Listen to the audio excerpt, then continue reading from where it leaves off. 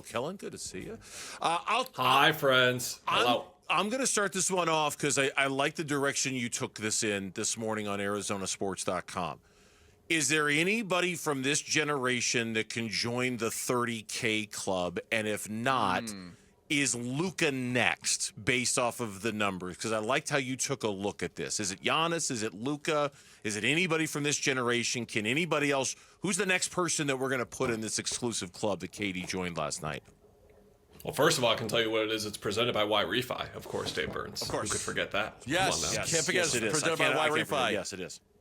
Come on now. You can't forget. Yeah, I'm curious to see who it is. Harden is 3,000 points away, and he's at about 1,000 points per season pace, but he's in his mid-30s.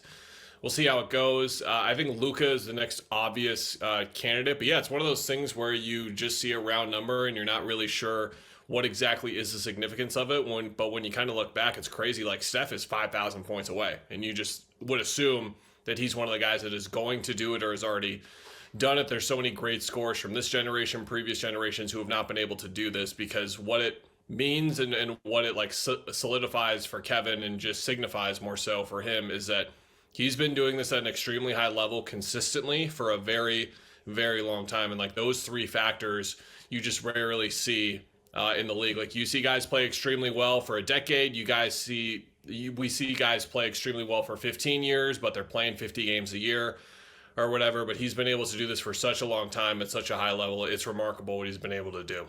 All right, let's talk about the game. There's a lot of things that Mike Budenholzer did last night, from starting Bol to giving Ty Washington a lot of run, the way he used the centers in the game, the lineups at the end of the game. If you look at the different lineups and how he did it, what did you like? What did you not like about what? And I understand Bud's trying to push some buttons to try and see if he can find some spark somewhere. What did you like? What did you not like about what he did? I liked shaking it up just because we're at that point in the year where you see if it sticks. You know what I mean? Like, it's just been so much of the same stuff from a level of play perspective with all the same guys and even a little bit of different guys. So giving two guys an opportunity who have played well when they have gotten their spare minutes this year made sense to me. What I didn't like in the mix-up Gambo is Nick Richards not really getting that many minutes, and then Ryan Dunn continuing not to get any minutes. Yeah. Now, I think for Dunn's sake, he's just not healthy right now. Like, he once again came up hobbling on that left leg where his left ankle is. But those are two guys that they need to develop, because regardless of how this year goes, they should be worrying about the next couple of years as well. They don't really have many homegrown guys, and Richards isn't one, but Dunn is.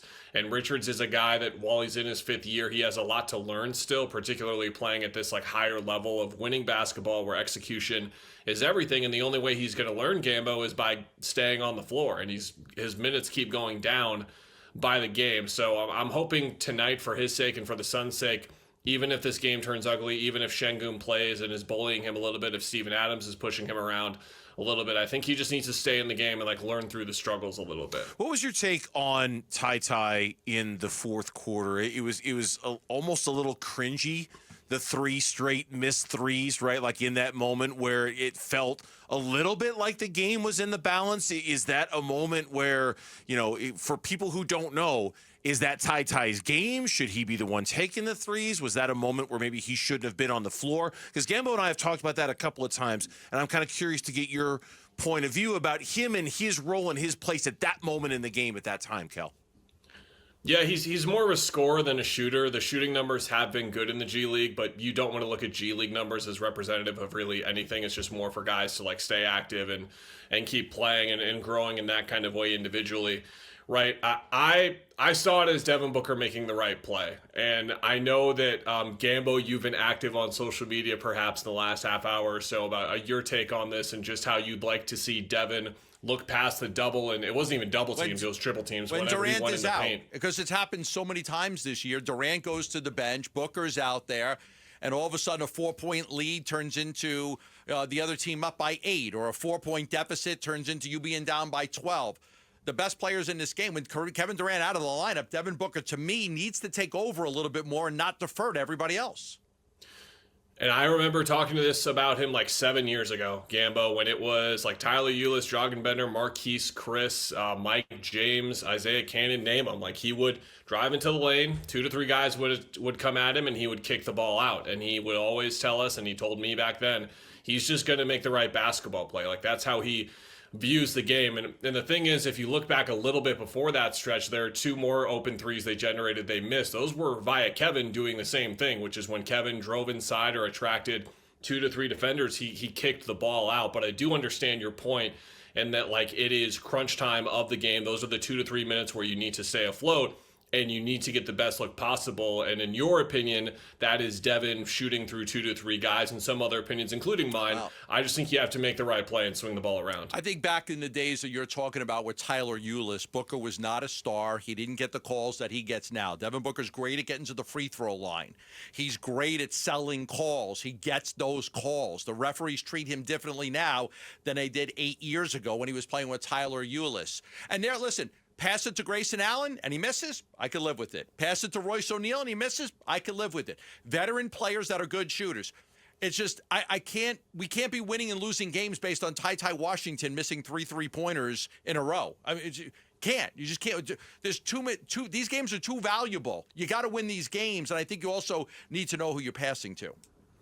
I think you also need to consider just what he's trying to do as like a teammate and a leader. Like, this is one of the things where you can specifically talk about what his role is on the team exactly and how he's supposed to perform for his teammates and kind of give them confidence. And Ty needs to know that if he's open, he's going to get the ball, or he's even going to question himself even more. And you look at what you're saying with trying to draw fouls and like the leader and the star that he has become that he wasn't 7 to 8 years ago. Like, we've seen him force things in other ways this year, and it has not gone well. It's just a subjective thing, Gambo, which is like the version of Devin Booker that you prefer. And like, do you want to see the Mamba mentality guy in that situation in those couple of minutes, or yes, do you want to see Devin Booker, for example? And that is, I think, the guy that you're going to continue to see, whether you like it or not, Gambo. Whether you like it or not, that's the guy you're going to see. He's just going to make the right basketball play always. Kellan, you'll be back in here a little bit later to help us preview the Rockets game because we've got a slightly shorter show today. So we'll see you back in here later to preview the Rockets. We'll talk more about no Devin Booker tonight because he's been ruled out as well. We appreciate your time as always. Thanks for joining us via the Airlink. We'll talk to you. See you a little later today, okay? Thanks, guys. Thanks for watching Burns and Gambo. Click to see more from the guys and hit the button in the middle to subscribe so you never miss a video from Arizona sports.